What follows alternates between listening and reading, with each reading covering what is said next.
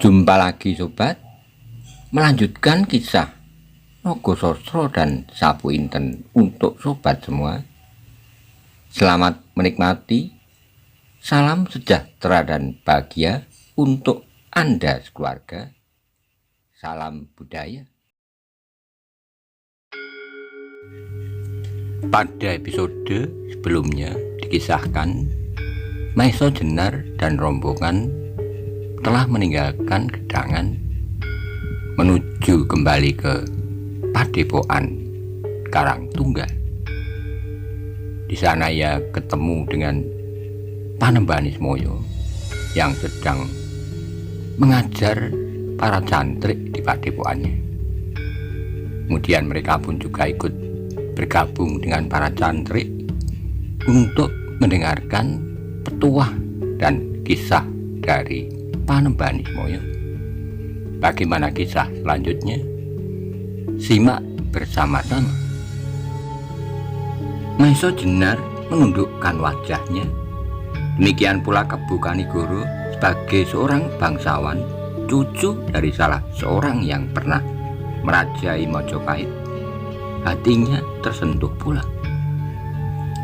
Arya Saloka yang tidak mengerti terlalu jauh tentang cerita itu berusaha untuk menghubungkan dengan peristiwa di daerahnya, Banyu Biru. Tiap kali ia merasa bahwa memang hal yang serupa telah terjadi dalam lingkungan yang kecil tanah perdikan Banyu Biru. Namun demikian ia tidak tahu bagaimana seharusnya ia memecahkan masalah yang dihadapinya. Tapi ia tidak perlu bingung sebab nanti akan dapat menanyakan itu kepada gurunya. Dalam keheningan itu tiba-tiba terdengar Panembahan Ismoyo berkata dengan nada yang berbeda, "Nah, anak-anak sekalian, aku terlalu tergesa-gesa untuk bercerita sampai aku lupa bahwa kalian sedang lelah dan perlu beristirahat. Karena itu silahkan kalian bersihkan diri dan kemudian biarlah para cantrik melayani kalian makan bersama. Aku pun perlu beristirahat. Telah terlalu lama bermain-main dengan para cantrik." Kemudian ditinggalkannya Kebu Kanigoro beserta rombongannya oleh Panembahan Ismoyo untuk mengasuh di dalam sanggarnya. Demikianlah kemudian mereka pun segera menempati tempat mereka masing-masing seperti pada saat mereka berada di tempat itu, dan untuk waktu-waktu seterusnya kembalilah mereka menjadi bagian dari masyarakat kecil di atas bukit Karang Tumoritis. Kebu Kanigoro kembali dalam kedudukannya sebagai seorang putut bersama Maiso Jenar dan Arya Saloka. Wilis dan Widuri pun kembali pula hidup di antara para endang di padukuhan itu. Tapi dalam pada itu ada yang selalu menyentuh-nyentuh perasaan Maiso Jenar. Cerita Panembahan Ismoyo tentang keadaan Demak sekarang sangat menarik perhatiannya. Ia selalu menghubung-hubungkan cerita itu dengan pusaka-pusaka Demak yang hilang, yaitu Kiai Nogososro dan Kiai Sapu Inten. Apakah kalau pusaka itu ditemukan dan kemudian dimiliki oleh salah seorang dari garis keturunan itu, keadaan lalu menjadi tenang? Dalam pada itu tiba-tiba Maiso Jenar teringat kepada orang yang berjubah abu-abu yang pernah datang ke Banyu Biru dan mengambil kedua keris itu. Lebih daripada itu, Maiso Jenar teringat dengan gamblangnya seorang yang berjubah abu-abu pula yang dijumpainya di perjalanannya pada saat ia sedang kehilangan akal, pada saat hatinya seolah-olah pecah karena hubungannya dengan Roro Wilis yang pada saat itu diantarkan oleh Soroyudo. Pada saat ia meninggalkan Arya Saloka di perjalanan dan berusaha untuk melupakan anak itu, pada saat itu dijumpainya orang yang berjubah abu-abu itu. Teringat dengan jelasnya orang itu berkata kepadanya, ketika ia bertanya di mana kedua keris itu berada, katanya, "Maiso Jenar, kedua keris itu berada dalam kekerasan hatimu serta usahamu." Lalu orang berjubah itu meneruskan, hati-hatilah kelak kau memilih. Ada 2 keturunan yang merasa berhak memiliki keris itu, keturunan Trenggono dan keturunan Sekar Sedolepen. Pilihlah siapa di antara mereka yang mengutamakan kepentingan rakyat serta kesejahteraan negara. Kepadanya keris itu kau serahkan. Suara itu seolah-olah kini terngiang kembali dalam telinganya. Suara orang yang berjubah abu-abu. Tiba-tiba ia menghubungkan pesan orang berjubah abu-abu itu dengan cerita Panembahan Ismoyo.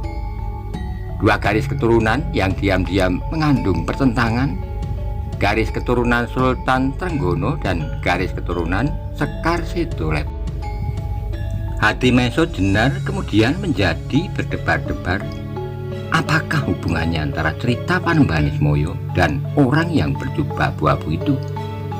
Dan apakah sebabnya maka orang yang berjubah abu-abu itu tiba-tiba saja muncul di dalam pertempuran yang terjadi beberapa saat yang lalu, ketika pasukannya sedang dalam keadaan yang sangat berbahaya?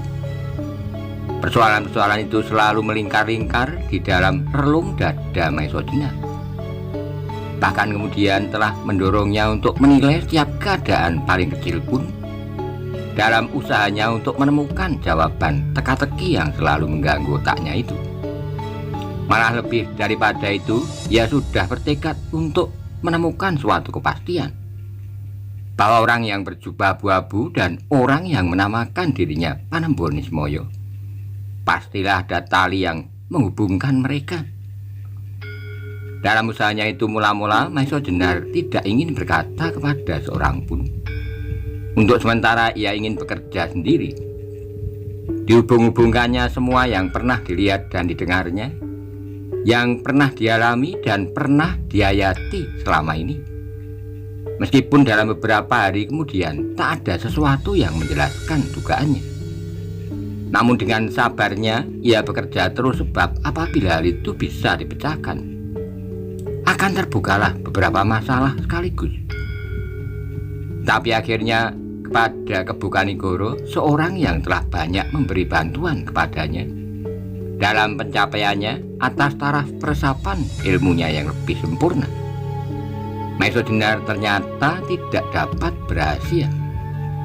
Pada Kebu Kanigoro diceritakannya semua yang pernah dialami dan semua dugaan yang tersimpan di dalam dadanya. Mendengar semuanya itu, Kanigoro mengurutkan keningnya tinggi-tinggi. Wajahnya berubah menjadi tegang, dan dengan hati-hati ia menjawab, "Maiso Jenar, meskipun aku telah agak lama tinggal di padepokan ini, namun banyak hal yang tidak aku ketahui tentang Panembahan Ismoyo. Yang aku ketahui adalah Panembahan Ismoyo memang sering meninggalkan padepokan ini. Seterusnya aku tidak tahu." Maiso Jenar dapat mempercayai kata-kata Kebu Kanigoro itu.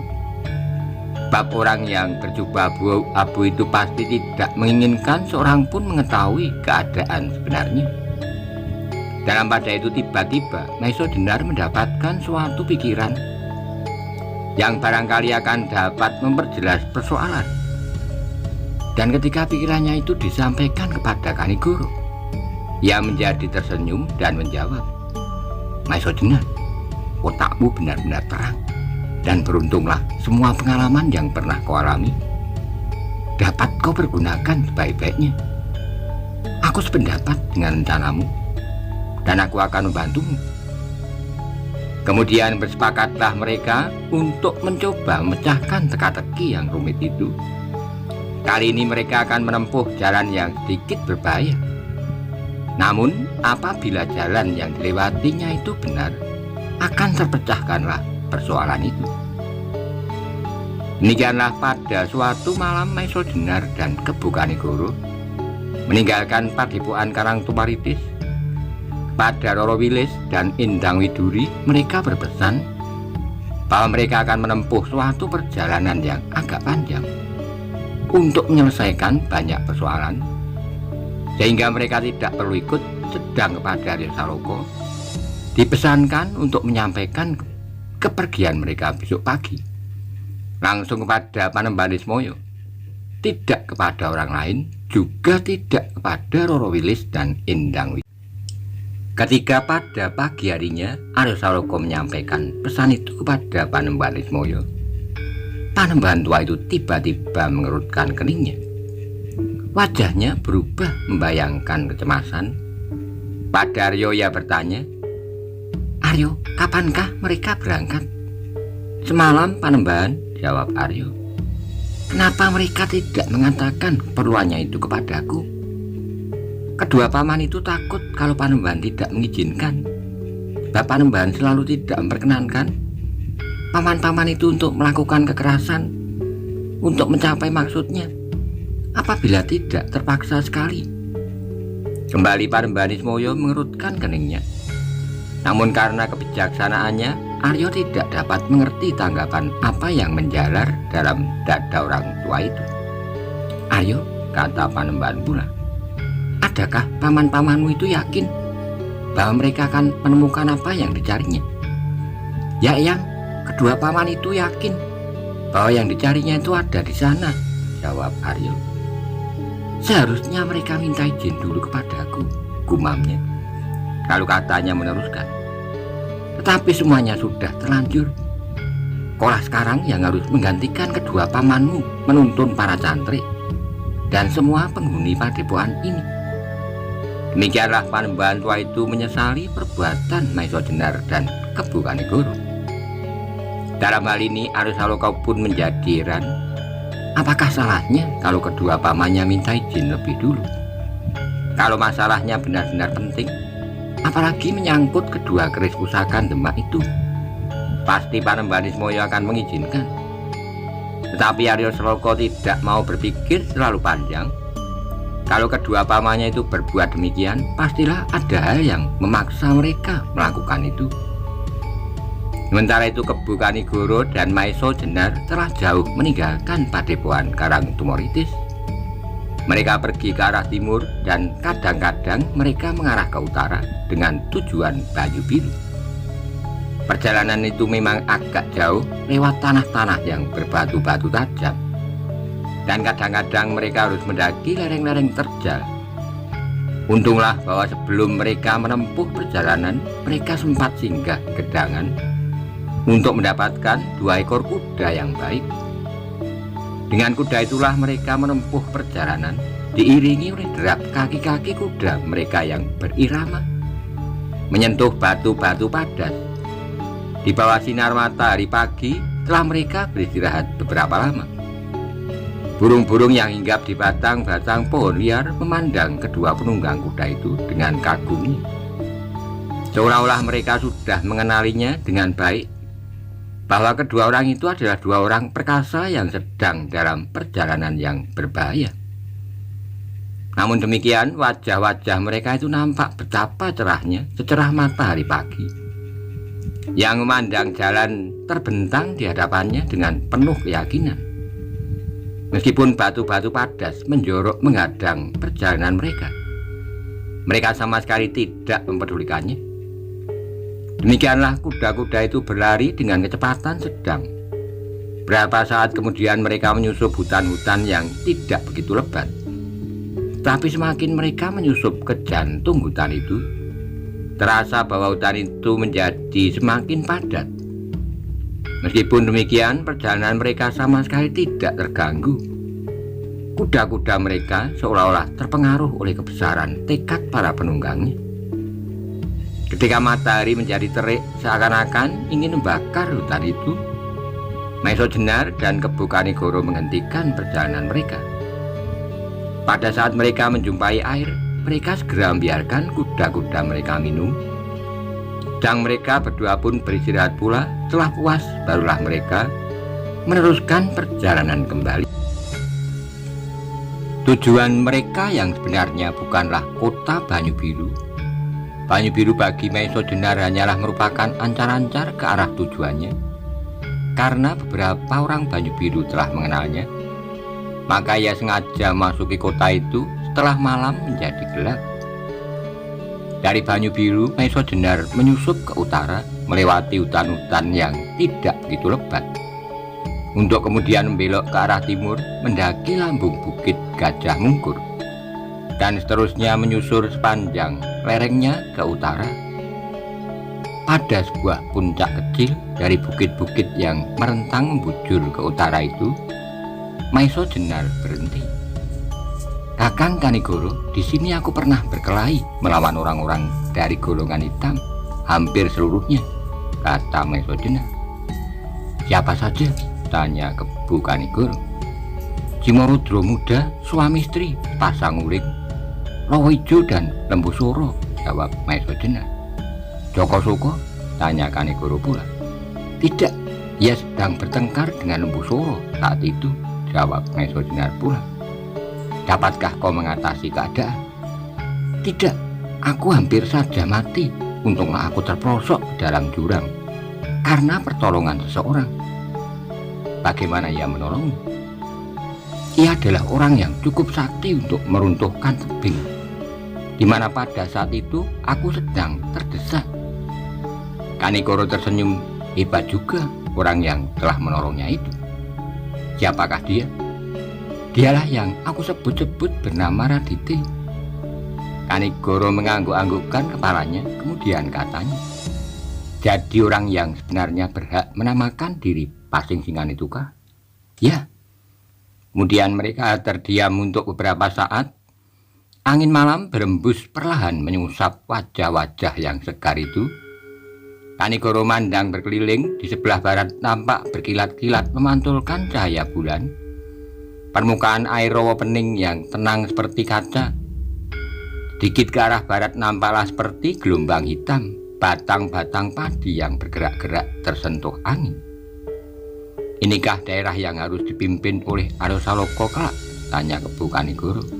"Ya, membujur ke barat dan menjorok ke utara sepanjang tepi rawa pening," jawab Maiso Jenar. Kanigoro mengangguk-anggukkan kepalanya sekali lagi. Memang Banyu Biru adalah tanah yang patut diperebutkan.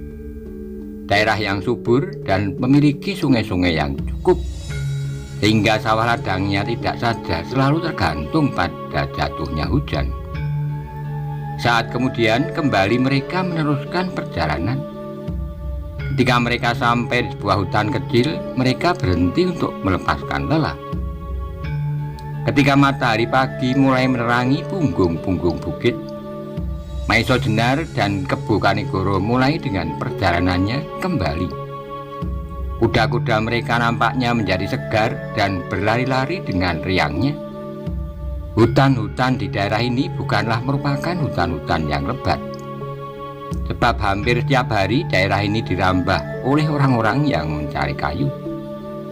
Kaki-kaki kuda Maiso Jenar dan Kebu Kanigoro terdengar berderap-derap. Dalam irama angin pagi, debu yang putih tipis mengepul-ngepul dilemparkan oleh kaki-kaki kuda. Tapi saat kemudian telah lenyap, terhambur oleh hembusan angin. Demikianlah mereka menempuh perjalanan pada hari terakhir.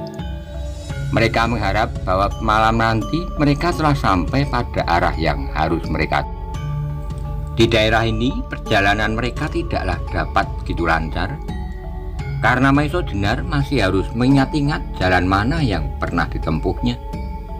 Baru sekali ia pernah ke tempat yang dituju sekarang, itu saja pada arah yang berlawanan. Untunglah bahwa ketajaman ingatannya cukup terlatih untuk mengenal daerah-daerah baru. Sebagai seorang prajurit, hal yang demikian adalah sangat berguna. Mereka sampai ke tempat tujuan ketika matahari masih tampak bergantung di langit sebelah barat, meskipun sinarnya sudah tidak begitu kuat. Namun pantulan cahaya ujung-ujung dedaunan nampak berkilat-kilat. Alangkah segarnya alam.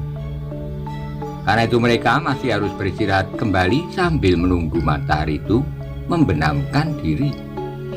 Sebelum mereka memasuki daerah yang disebut oleh penghuninya Pudak Bungkuran. Demikianlah sambil beristirahat mereka memperbincangkan apa yang kira-kira akan terjadi. Mereka mengharap bahwa mereka menempuh jalan yang benar. Dalam pada itu, mereka pun masih harus menilai diri, terutama Maiso Jenar, apakah dalam tingkatannya yang sekarang Ia sudah dapat menempatkan dirinya sejajar dengan angkatan gurunya. Maiso Jenar, kata Kebu Kanigoro. Menurut pendapatku, kau benar-benar sudah mencapai tingkatan ayah pengging sepuh.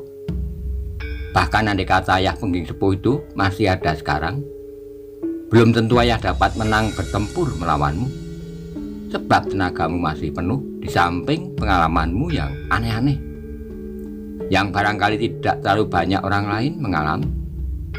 Kesenanganmu bersama muridmu mengamati gerak-gerik binatang adalah sangat berguna bagi ilmumu. Dan bukankah kau telah pernah membuktikannya pula untuk melawan Simorudro tua? Kekalahan Simorudro adalah karena ia hanya mengagumi ketangkasan dan kekuatan seekor harimau, dan kau tidak. Kau mengagumi ketangkasan harimau, tapi kau mengagumi pula kelincahan seekor kijang, bahkan seekor kelinci sekalipun. Maiso Jenar tersenyum mendengar pujian itu. Jawabnya, terima kasih Kakang. Dan bukankah itu berkat hadirnya seorang Maiso Jenar palsu di kaki Bukit Karang Tumoritis? Kanigoro tersenyum. Aku hanya merupakan lantaran supaya kau sudi sedikit membuang waktu untuk mendalami ilmu. Tidak saja berjalan dari satu daerah ke daerah yang lain. Meskipun kehadiranmu daerah-daerah itu ternyata sangat berguna pula. Sementara itu langit telah bertambah buram dan sesaat kemudian lenyaplah cahaya matahari yang terakhir.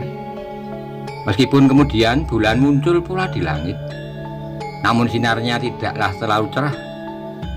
Pada saat yang demikian Maiso Jenar dan Kebu Kanigoro meneruskan perjalanan mereka, memasuki sebuah pedukuhan kecil yang masih belum banyak mengalami perubahan, seperti 4 atau 5 tahun yang lalu.